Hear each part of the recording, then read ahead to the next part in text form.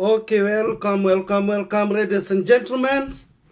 My name is Kiarie Prestige. With me is Fefa Madhai, our political analyst. We are back after a 1 week, and we have a lot to talk today, but this is after my guest say hi to you. Welcome. Thank you, Kiarie. I want to say hi to you, Kenyans. We are glad that God has given us another opportunity to come before you and discuss politics at home. Us here in USA, we are doing fine. I also want to say hi to the people of Mathioya, where I come from. And I want to congratulate the MP that was elected, Honorable Mugo Edwin, and also our local MCA, Mukulino. I congratulate you all, and I hope that by the grace of God, you're going to do a great job for the people of Mathioya and for the people of Keru. I also want to say congratulations to Kangata once again for being elected the governor of Murang'a. And I also want to greet the people of Murang'a in general. Yes, thank you so much. It was a very busy week. David Shagmuda, I can see you. Najua uko na trailer unagojea cement iwekwe kule Baburi. It was a very busy week. Yeah. In our personal lives, and even in politics back in Kenya. That is true. And now, Ruto Rigathi government is 2 weeks old. Yeah. Give your overview. How do you see this government? It's now 2 weeks old. It's 2 weeks old, yeah. And we want to say that they're not doing bad. We can say that they're doing good. You remember that immediately the president was sworn in, or him and the deputy was sworn in, immediately he started working. And by appointing the judges. Appointing the judges. Yeah. And many other things that he did in there between. And also, we can say that he started on a tour to UK to attend the funeral of the Queen. And then after that, he came to the US to attend the UNGA, United Nations 77th General Assembly. And then back home. And the government continues. But it's there now. And it is there. Yeah. But we don't have the cabinet. We don't have the cabinet, but what's going on? We can also say that the fact that we don't have the cabinet, yeah, the government is still working in the sense that we can see that immediately the president was sworn in. The first thing that he did was to reduce the fertilizer prices, and we all know that now fertilizer came down, and so it means that the government is working. Today we saw him sending relief food to those areas that are being hit hard by the drought, like northeastern and other regions that are really suffering because of this drought. So we can see that the government is still working, despite the fact that Ruto himself has not been able to appoint his own cabinet. But we hope he's gonna do so soon. And it's good for our listeners and our viewers to know that this show is Kenyans. Yeah. From United States of America. That's true. Discussing their home politics. That is true. Yeah. And you are precisely in Washington. Yeah. Seattle. Now, Ruto has not appointed the cabinet. What's the status of the old cabinet? the old CS? Are they working? Are they reporting to the offices? Or what is happening? Or they are just staying, waiting for just handover?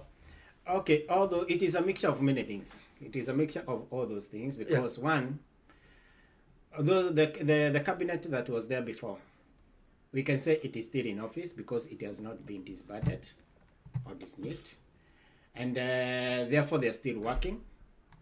But we also know that they also know that they are just buying time. That their time to go home is very near. What do you mean by going home? They know that they will not retain their jobs. Yeah. Some other people will be appointed by the new government to take over their places. Do you think there is a cabinet minister who is going to retain his job? I don't think there is any one of them that is going to retain his job. I don't think there is any. Even Matiang'i? Matiang'i, of all the people, will be the least expected to retain his job. After all the things and the dramas that he did in the previous government, Yeah. it would be very hard for him to retain that job. Yeah. Yeah. And we have started seeing a lot of opposition. Mm-hmm. And even with the, what do you call them? There are these guys in the cybers, bloggers. Mm-hmm. We saw a Twitter, two Twitter Mm-hmm. by Mutahi Gonyi. Mm-hmm. And I would like you to comment about that Twitter. Which by one in Mutahi. particular are you talking about? Okay. When Rigathi Gachagua went to Kisumu, Mm-hmm. this is what Mutahi Gonyi wrote on September 23. Dear Ligi G, first law of power, never outshine your master. You did this on inauguration day. And today you flew in a military plane to Kisumu wearing shades. Country loved it. But remember this from the Alamoy cookbook of politics. The presidency is a jealous institution. The presidency is a jealous institution. Is it a perception? Maybe our former president, Uhuru, was misadvised when Ruto performed that he's outshining his boss. Yeah. Okay, I would like to say this. You know, everybody is entitled to his own opinion. And Mutahi Gonyi is also entitled to his own opinion. And I've also seen other people, other political analysts, also trying to criticize Ligeji. Yeah. And I want to say that I think they have this old mentality of the Nyayo era. Yeah. Because one thing that Nyayo suffered from is inferiority complex. Yeah. But when it came to the Kibaki administration, Kibaki never suffered any inferiority complex. Yeah. And even when he appointed his government, he gave, and his cabinet, he gave them room to operate. Yeah. Contrary to what was happening in the Moi era. Yeah. Now, when you come to the Ruto administration, I don't think Ruto suffers from any inferiority complex. And I don't think whether Rigathi Gachagua intends or has any intention of outshining his boss. So it's a perception. It is a perception. These bloggers are trying to. They're Mutahi Gonyi is trying to create a perception. Yeah, a perception. to And Kenyans. it is not even there. It is not even there. Yeah. Because Ligeji, our deputy president, is just acting himself. Yeah. And many people, there is somebody else that I saw saying that one thing that brought conflict between Uhuru and Ruto is that Ruto tried to outshine or did outshine his boss. But I don't think that Ruto outshone his boss. Because He was just working hard. What is it that he did from 2018 to 2022 that he was not doing between 2013 and 2017? Yeah. What is it that he was doing that he did not do then? Yeah. Ruto was himself, and he just continued being himself. But the fact that they did not want him to do politics, and they did not want him to do politics because there are other things that they were scheming behind his back, and therefore they didn't want him to go out there and try to market himself. That is why they were telling him, we want you to work. We don't want you to go out there and do those meetings that you are doing. But the truth of the matter is, what stopped happening, or what was not working while Ruto was out there campaigning? What was not working in 2013, between 2013 and 2017, when Ruto was still doing meetings and he was still doing the job? Yeah. What is the difference? And you have to, something people have to understand. You have to understand how a person operates. We know that President Ruto is a very hard-working person. And he's a person that can multitask. Yeah. He can do so many things at the same time. He can be addressing a meeting, and before then he could have done something else. And if something else is also going on. During the campaign, there is a day he attended 9 political meetings in different counties. Yeah. 9. Yeah. And that is quite normal for him. But you should understand more that most of the people cannot keep up pace with him. Yeah. They'll give up even long before. Yeah. They even take half the journey. Yeah. We are going to talk about the Thanksgiving. And let me just conclude. Yeah. Let me just conclude on that issue of Rigathi going to Kisumu. With With sunglasses. the sunglasses and all those kind of things, because that is where the debate that is trying to outshine the president came from. Yeah. And I would like to ask Mutahi Gonyi, what is wrong with Rigathi Gachagua wearing sunglasses? It is just the style that he decided to go there, and others criticized him that he went in a shop, I don't know, in a military shop or something like that. Who stops who from doing that? So, and also I want to say this. Despite all the noises that are being made here and there by these bloggers, and I want to say this for the record. Mutahi Gonyi lost favor a long time ago. There is a time that Mutahi Gonyi's word was being listened to, and people could pay attention to what he's saying. But since he went to the Uhuru Azimio side and started and seemed to campaign for the Azimio, he stopped being the Mutahi Gonyi that we used to know, and he lost favor. That is for true. And nothing he says comes to pass. Do you know, for some months he operated from State House. He had a desk from there. I don't know, but he was one I of heard the something like that, but I don't know. Advisors. So it is he actually stopped from being the Mutahi that we knew, and from being the genuine political analyst that he was, to being a political activist of the Azimio side. And I want to say this. There is something that happened in Kisumu. Rigathi Gachagua was celebrated in that occasion. Okay. And that one is a sign to show that this government has received acceptance across the country. If Rigathi Gachagua can be received in such a great manner, if Rigathi Gachagua can be celebrated in such a great manner in Kisumu, and that is the ground for Raila's ground, political ground, home ground, then it means that this government has received acceptance across the country. So we can say that this government has started on a very good note. Do you think Mutahi Gonyi's psychophancy may end up him just being nothing? I would say this. You have said that he has lost taste. Yeah, he has lost taste. He has no flavor anymore. So by the end of the day, today, nobody even wants even to listen to him. Nobody even takes his word seriously. It's not like we could wait for Mutahi. It's not like before, when we could wait for Mutahi Gonyi. Even whenever it was coming in the news, people could wait for it to listen to what Mutahi Gonyi is saying. But today, he has become just like anybody else. And if he keeps that trend, then it means that you're losing him for good. You're going to tell us something about the Thanksgiving prayers that was held in State House yesterday.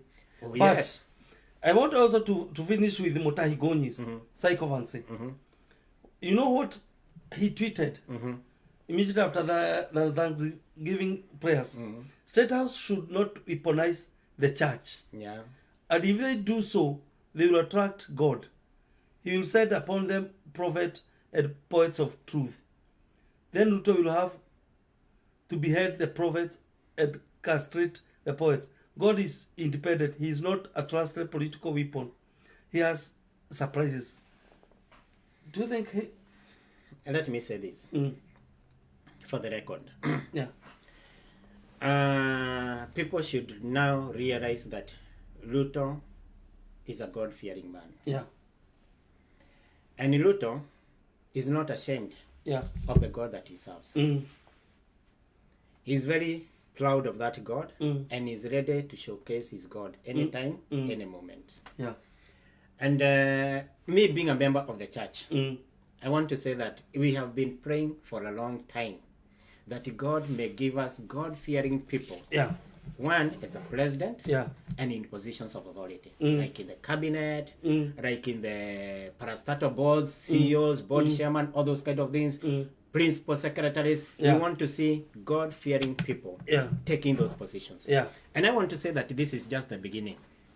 And it is only Kenya, in the whole world, it is only in Kenya a president kneels down on the day that he's being sworn into office, being kneels down to be prayed for. Yeah, it is only in Kenya. It has not happened. It has not happened before, and it has not happened anywhere else in the world. And I think this is a good thing, because one, that president is in the real sense like a king, because he's the one that is ruling that state, or that republic for that matter. Yeah.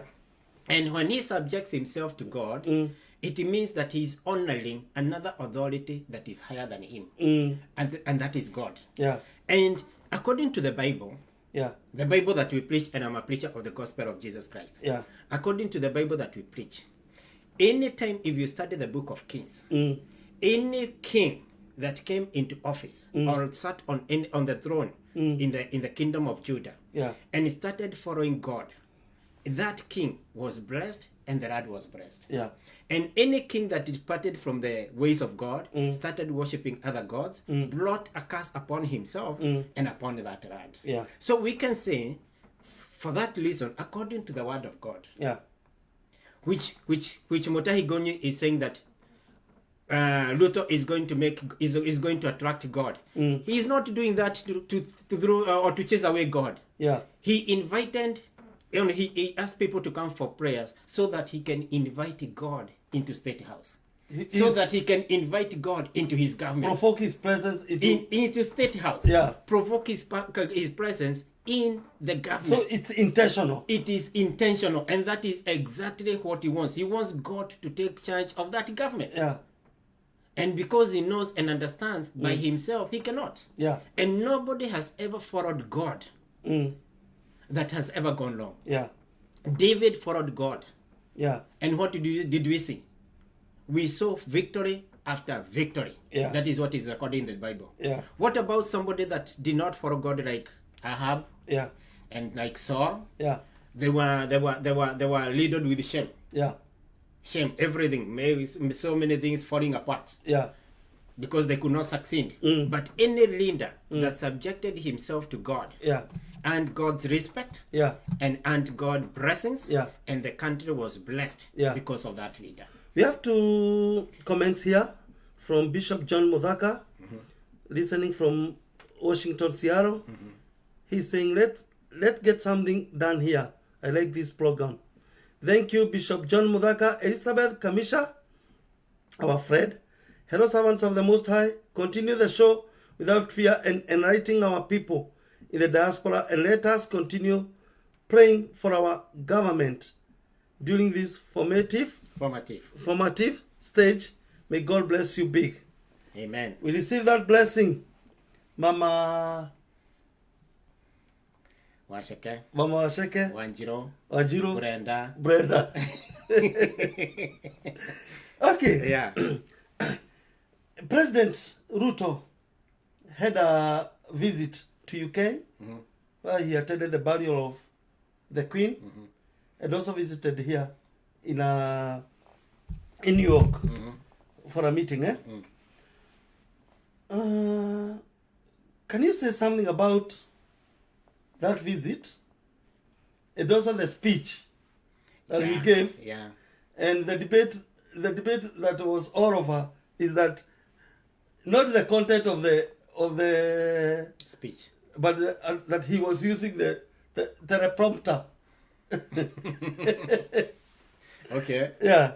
All right. Let me say. Yeah. Before I come there, let me finish with the State House issue. Yeah. The prayers that were there. Yeah. Mrs. Rachel said that this isn't going to be the norm. Yeah. It's going to be a common thing. Yeah. Prayers in State House, and he said that most probably they are going to be having prayers, such kind of prayers, on a monthly basis.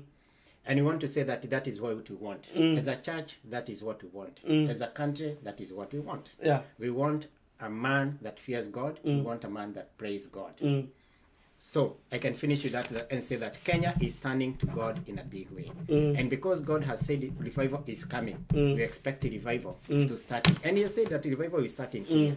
So that is a good thing. The ground is just being prepared from the head to the bottom. Yeah. All of us, we shall receive revival. I remember the Christians in Kenya and the church feared that when it was told that in Kasuba, that it was to be cut Yeah. the legs. In the legs, so hii Kasuba iodolewe. The Kasuba was to be dealt with. Yeah. Yeah. Sasa wamejua si Kasuba. See Kasuba. Yeah. And let me tell you something. Many people have ever tried to finish the church or to kill the church, but the church cannot die. Yeah. Because there is the person that hates the church. Yeah. That is Jesus Christ himself. Yeah. You cannot kill Jesus. He died once and rose again. Yeah. And he's forever there. Yeah. So you can never kill the church. The church continues. Yeah. And it is going to grow stronger Yeah. and stronger. So let me come to Let the us international visit. Yeah, to let the us international visit. visit. And let's say that he attended the Queen's funeral. Yeah. We also saw that the king, who is Charles, King Charles, and also invited them for dinner. And I also saw that they were traveling. The mode of traveling that they used to go to the funeral. Yeah. They traveled by a public means. Who? Many presidents. Even the president. Yes, even the president. They traveled by bus to go to the funeral. And it is only Joe Biden, the American president, that traveled by his own motorcade. The rest they used, they had chartered buses for them. Yeah. And some people felt like that it was not good. Others felt it was okay. But for me, it was okay. And why the UK government did that is because there are so many dignitaries that were attending that function from all over the world. And I think they felt that they needed to control the traffic. And there is no way they can be able to control traffic very well when you have every president. Does the public know that even the president used the bus? Yeah, buses? it was in social media. It was in Facebook and everywhere. Yeah, and he was there with the Sururu, the president of Tanzania. In the bus? Yeah, many presidents there. Yeah. So it also shows something. When you see your president accepting to do such kind of a thing, it shows his humbleness, the humility in that person. Yeah, the humility in that person. So we can say that God has blessed Kenya with a good president. The other thing is, he came from there, came to New York, attended the 77th United Nations General Assembly. And one thing that we realized is that he gave a very good speech. Yeah. And of course, he highlighted many things in that speech. One of them is he talked about the climate change. Actually, the whole thing was about the climate change and how it is affecting the world. He gave, for example, rivers, canals, lakes have started drying up. And we also know where we come from, that there are rivers that have dried up. Rivers that used to exist when you were growing up. Today they are not there, or if they are there, it is no longer a river, but it is a stream. He also talked about how this climate change has brought about climatic changes like drought. He talked about Kenya, northeastern region, where we have around 3.1 million people affected by drought in Kenya. And that is why today they commissioned food to go to northeastern. Yeah.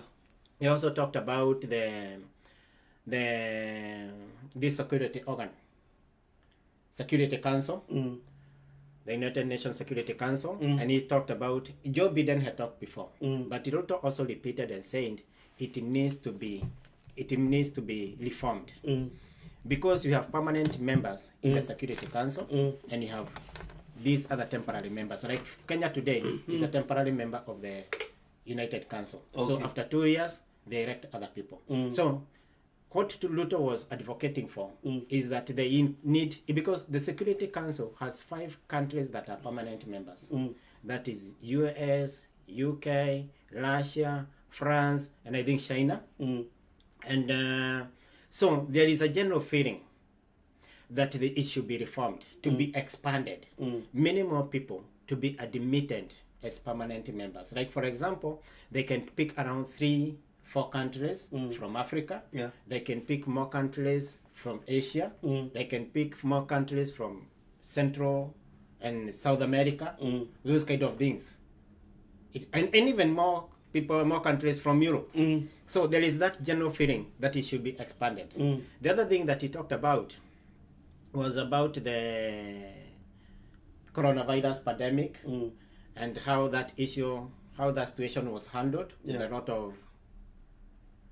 of discrimination. Like, for example, these third world countries, the first world countries were not able to send medicines to the first world countries fast enough, but they were about a bit selfish to take care of their own needs or neglecting the needs of the other countries. Okay. So he talked about many things, and but I think in general it was a good speech. Okay. It was a good speech, and reading from the whatever it was reading teleprompter, whatever it is that was reading from, that is technology, and we should all accept that technology. It was a 49-minute speech. No, 38. 7 minute speech. Okay. And that is okay. We saw Obama doing the same in his time. And other people also came and did the same. So you cannot argue with the technology, because when it has come, it has come. Okay. After that, we saw President Ruto at he visited White House. Yeah, we can say. Is it a boost of a kind? Yeah, let me say that the visit was also kind of a working visit, because he went to State House, to White House rather, and we can say that was an honor extended to the Kenyan government and the Kenyan people. Yeah. Because not every president that came to New York was able to go to White House. Yeah. It is just a few people that bidden, prepared, and made supper for them. Yeah. So we can say that is a great honor. So we know that he met with Biden, and also later on, he had a meeting with the Secretary of State, another senior U.S. official, government officials, and so we can say that was work. That was an engagement, work engagement. Yeah. So we can say that he was still working. After that, we saw him meeting with other leaders, like he met with investors and CEOs of big companies in the US. And what they were talking about was about coming to invest in the country. Okay. How those companies can come and invest in our country. Yeah. So it was a working session, we can say that. And also, he met with other world leaders. Okay. He met with other prime ministers and other presidents. We have like 5 minutes. The government removed fuel subsidy, but brought in fertilizer subsidy. What's the logic there? The logic is, you use subsidy not for this domestic use, like food or something like that. Use subsidy to something that can bring production, like fertilizer. For example, if you subsidize fertilizer, it may not be as costly as subsidizing unga itself. We saw that unga subsidy that was done by Uhuru government for 1 month, it costed us around 7 billion in 1 month. And then after 7 billion, after 1 month, that money was gone. If you subsidized fertilizer with the same cost, that fertilizer can be able to produce food that can feed the country even for a whole year or even 2 years. So which is more beneficial? It is the fertilizer. Production. That is, Luto is dealing with production. So when are we expecting the effect of the fertilizer subsidy? Of course, after the harvest. 6 months, 1 year. Yeah, whatever time that maize takes to grow. But it will be there. It will be there, of course. As long as, and we also pray that God is going to give us rain, sufficient rain to make our crops grow. Pia tumeona serikali tumeambiwa tuongee Kiswahili pia. Pia tumeona Rigathi, our deputy president, akiruhusu wananchi walio karibu na msitu kulima. What do we call that system? Forest farming. Anasema nyinyi geni kwa msitu limeni, lakini msikate miti. So na akasema mti unajua kujitetea, forest unajua kujitetea. Mti ukikuwa mkubwa, you will not be able to do the farming in the forest. Yeah. How do you see about that? I think that is something that needs to be Thought about in a very serious manner. Yeah. And I would like to say this, having come from a mountainous. Me, I come from the regions of Aberdeen. Okay. And it is true there used to be forest farming in those old days. But also when you allow people to go into the forest, they abuse the privilege that you have given them. One, they go there to cut trees. They also cut trees secretly. Start cutting, they cut them for either charcoal burning or even timber. Yeah. So they make it a commercial thing. Yeah. By the time you discover that these people are doing something that is not good or illegal things, a lot of damage has been done. Yeah.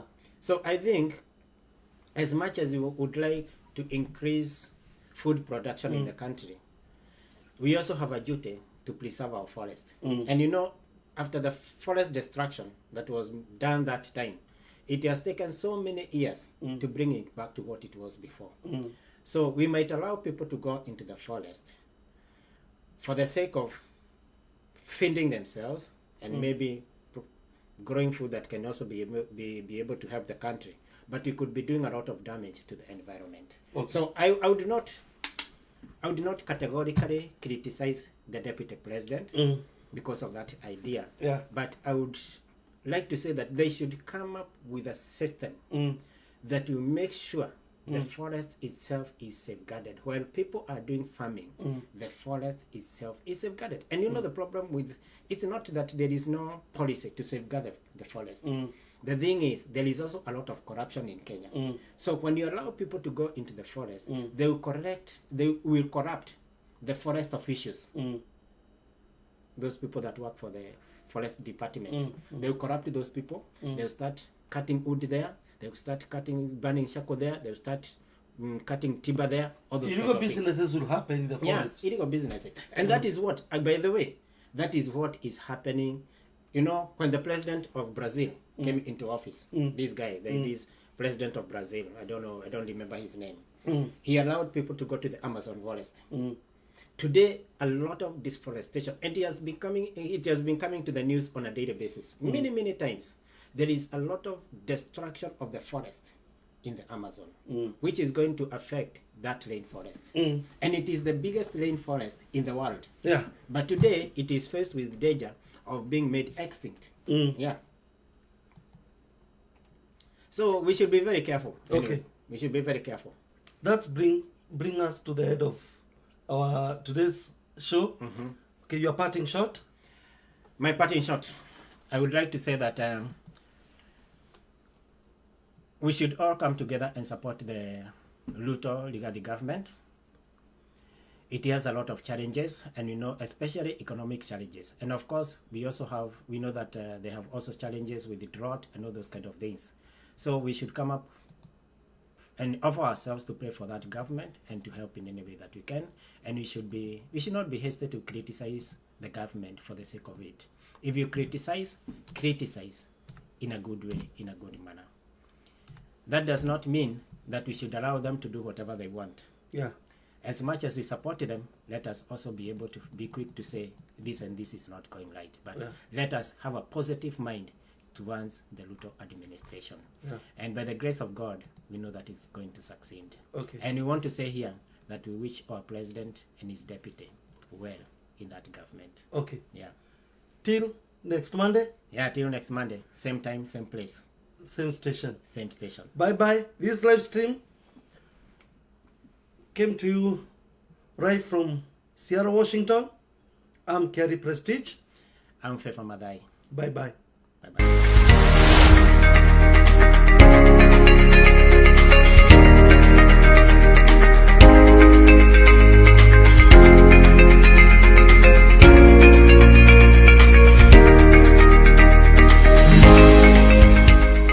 Wathi wa kura wogagirirwo gi Pacific Waves Television USA tukite na murumo mweru with new branding tafarira citu ni ndore weru amemerekia ngothi umemerekia mukinyaneru tugacirithĩtie motungata ni undu waku we mwiroreri witu we ni we thahabu witu. Pacific Waves Television, Seattle, Washington, USA, your place of acknowledgement. Kuma Seattle, Washington, kinya Birmingham, Alabama, Arizona, kinya Jordan, Saudi Arabia, kinya Massachusetts, Kimede, kinya Hadege Gatodo, Nairobi, kinya Mombasa. Pacific Waves International Radio, Seattle, Washington, Neithwe #1.